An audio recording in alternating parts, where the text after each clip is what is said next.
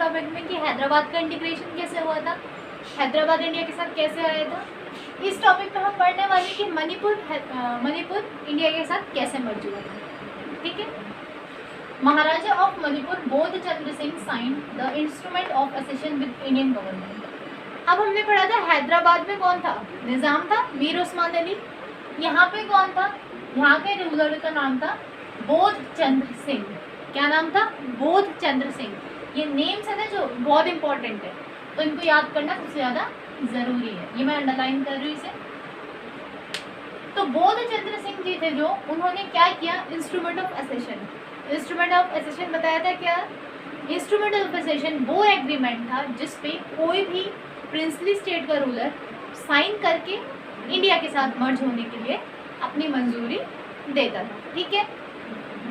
In 1948 the state conducted election and Manipur became the constitutional monarchy.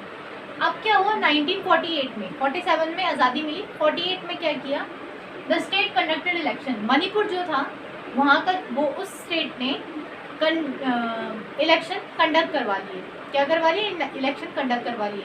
ये election जो हुए थे वो जो पब्लिक थी वहाँ की उनको उनके प्रेशर के अंडर हुए थे। मतलब उन्होंने प्रेशराइज किया था कि इलेक्शन करो, हमें अपनी असेंबली चुननी है, यहाँ का रूलर हमें खुद चुनना है।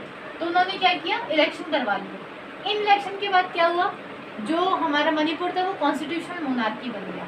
कॉन्स्टिट्यूशनल मोनार्की का क्या मतलब होता है, कॉन्स्टिट्यूशन भी होगा वहाँ पे, साथ ही साथ राजा का रूल भी होगा। राजा था हमारा बोधचंद्र सिंह जी, वो भी थे, और साथ ही साथ हमारा कॉन्स्टिट्यूशन के सारे काम भी यहाँ पे लागू हो रहे थे। डेमोक्रेटिक गवर्नमेंट भी थी, इलेक्टेड गवर्नमेंट भी थी। तो दोनों एपरेटस हो गए हमारे, एक तो मोनार्की भी हो गई, रूलर भी है, दूसरी तरफ हमारा क्या है, कॉन्स्टिट्यूशन के हिसाब से जो चलता है हमारा डेमोक्रेटिक रूल, इलेक्टेड जो हमारी गवर्नमेंट होती है वो भी थी। ठीक है। It was the first state to hold election on the basis of UAF. Most important point है इस पूरे टॉपिक का, क्या कि जो फर्स्ट स्टेट था जिसने इलेक्शन कंडक्ट करवाए थे यूनिवर्सल एडल्ट फ्रेंचाइज के हिसाब से। अब UAF क्या है, सभी ने हमने पढ़ा होगा कि छोटी क्लास में पढ़ाते हैं ना, UAF universal adult franchise. Universal जो पूरे दुनिया में है, एडल्ट लोगों को मिलती है। ठीक है। तो वोट डालने का अधिकार, यहाँ UAF का मतलब है वोटिंग राइट। लिखना है तो आप लिख सकते हैं, वोटिंग राइट। तो जो हमारा UAF है वो मिल गया था, उसके हिसाब से यहाँ की गवर्नमेंट इलेक्ट की गई थी। मतलब लोगों ने, जो 18 साल से प्लस के लोग होते हैं, जो अडल्ट माने जाते हैं, उन्होंने वोट डाल के यहाँ की गवर्नमेंट को इलेक्ट किया था। तो पहले वोटिंग जो इंडिया में हुई, पूछ सकते कहाँ पे हुई है, UAF के अकॉर्डिंग ये हुई थी हमारी मणिपुर में। कॉम्पिटिटिव एग्जाम्स में भी ये क्वेश्चन बहुत ज़्यादा पूछे जाता है। Next one is legislative assembly was not in favour of merger of Manipur in India. जो वहाँ की लेजिस्लेटिव असेंबली थी, जो वहाँ की सरकार चुन के आई, तो वो क्या चाहती थी कि इंडिया में मर्ज होना ठीक नहीं है मणिपुर का। वो चाहती थी कि जो मणिपुर है वो इंडिया में मर्ज ना हो। बट वहाँ के जो राजा थे वो already instrument of accession sign कर चुके थे। While the state Congress wanted the merger, जबकि जो वहाँ स्टेट में मणिपुर में जो कांग्रेस थी वो चाहती थी कि इंडिया के साथ मर्ज हो जाए। कौन हो जाए मर्ज, मणिपुर। जबकि वहाँ की जो अदर पार्टीज थी, कांग्रेस को छोड़ के, एक्सेप्ट कांग्रेस, जो बाकी पार्टीज थी वो इसको अपोज कर रही थी कि इंडिया के साथ मर्ज नहीं होना चाहिए। ठीक है।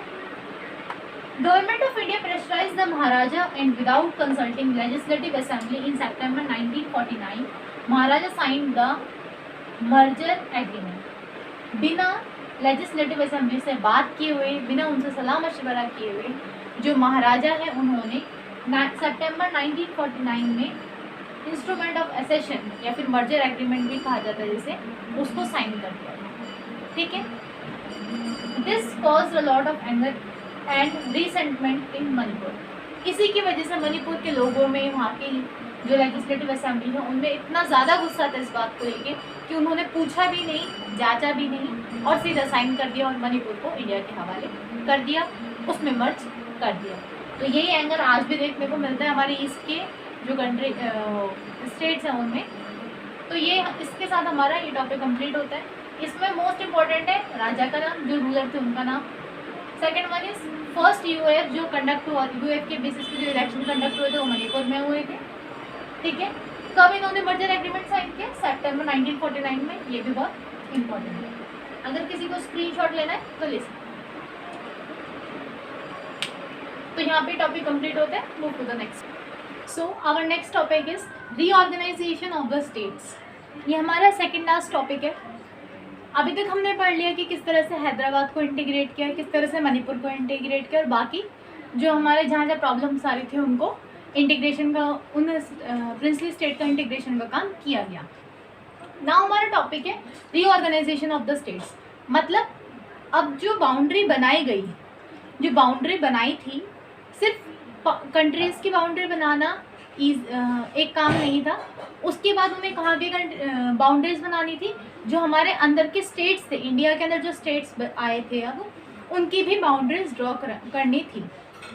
After partition it was a big challenge to draw boundaries of the state and with this cultural and linguistic plurality of the country could be reflected without affecting unity of the nation. अब इसमें क्या बोला गया reorganisation of the states में? After partition, partition के बाद ये सबसे बड़ा चैलेंज था कि वो किस तरह से टेरिटोरियल बाउंड्री बनाएंगे, मतलब जो स्टेट्स हैं उनकी बाउंड्री बनाएंगे, ठीक है। अब ये चैलेंज क्यों था? इसके पीछे भी एक रीज़न है। वो चैलेंज इसलिए था क्योंकि इन बाउंड्री से क्या होना चाहिए, सिर्फ बाउंड्री बना देना ही एक काम नहीं था उनका। एक काम ये था कि जो वो बाउंड्री बनाएंगे उसमें उनकी लैंग्वेज और कल्चर दोनों रिफ्लेक्ट होने चाहिए। मतलब जो भी स्टेट बनेगा तो वो लैंग्वेज के बेसिस पे होना चाहिए और कल्चर के बेसिस पे होना चाहिए, ठीक है। जैसे हमारा गुजरात है और महाराष्ट्र है, पहले वो उन दोनों का एरिया सेम साथ में था, तो गुजराती भी थे, मराठी भी थे। तो गुजराती अलग है, उनका कल्चर अलग है, उनकी लैंग्वेज अलग है। वैसे ही महाराष्ट्र के जो लोग हैं उनका मराठी है, तो मराठी लैंग्वेज भी अलग है, उनका कल्चर भी अलग है। तो इन दोनों को डिफ्रेंशिएट करने वाला इस तरह का हमें जो थी वो हमारी सरकार को बाउंड्रीज ड्रॉ करनी थी। Protest began in Telugu speaking areas of old Madras province. अब प्रोटेस्ट शुरू कहाँ से हुआ? इसकी मांग, जो स्टेट की बाउंड्रीज हैं उनकी मांग शुरू कहाँ से हुई थी?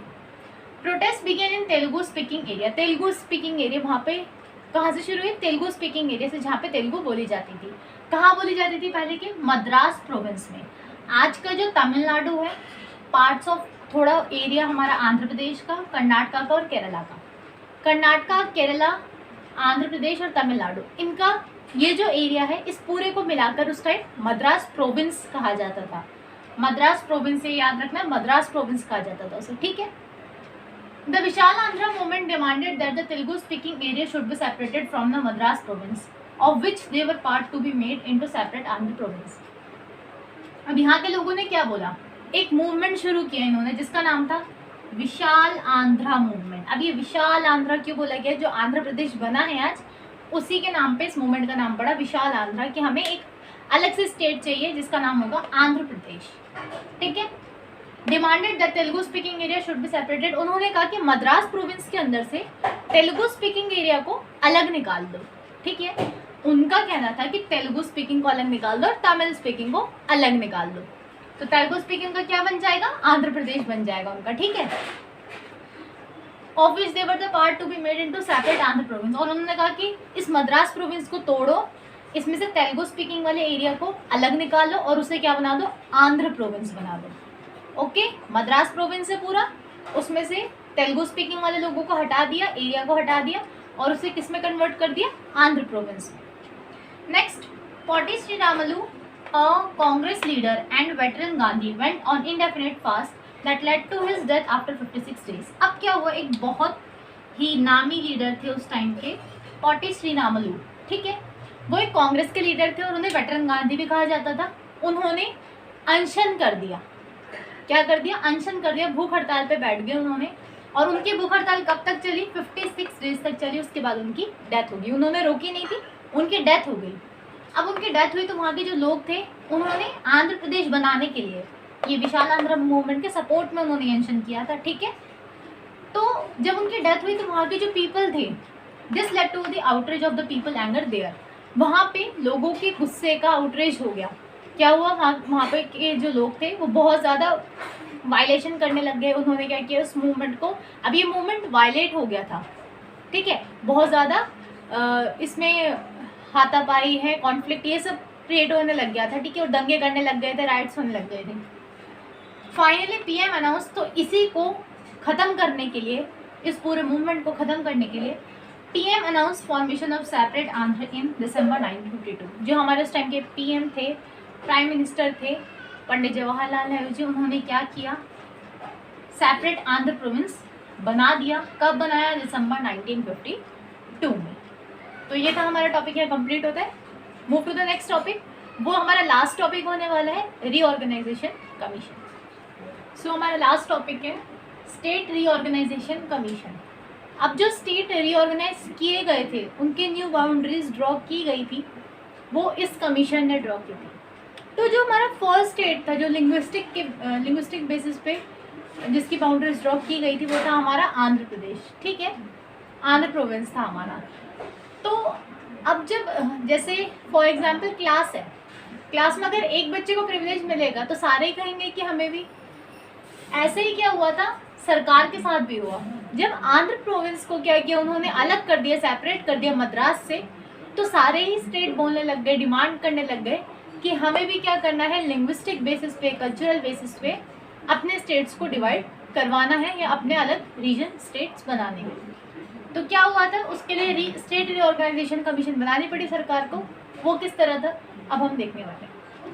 The formation of Andhra spurred the struggle for making the other state on linguistic lines in the other parts of the country. जैसे ही आंध्र प्रदेश को लिंग्विस्टिक बेसिस पे बनाया गया, तो और स्टेट्स भी डिमांड करने लग गए कंट्री के अंदर।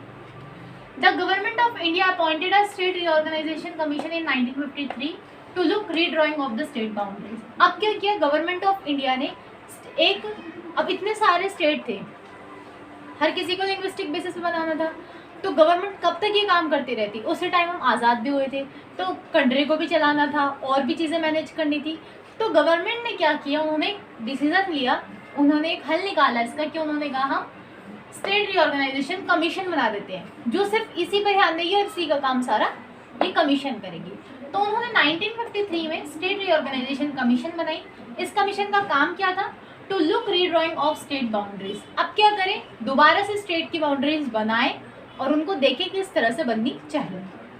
The commission gave its report in 1955। Commission ने अपनी रिपोर्ट कब दी, बहुत इंपॉर्टेंट है, 1955 में। And accepted that the boundaries of the state should reflect boundaries of different languages.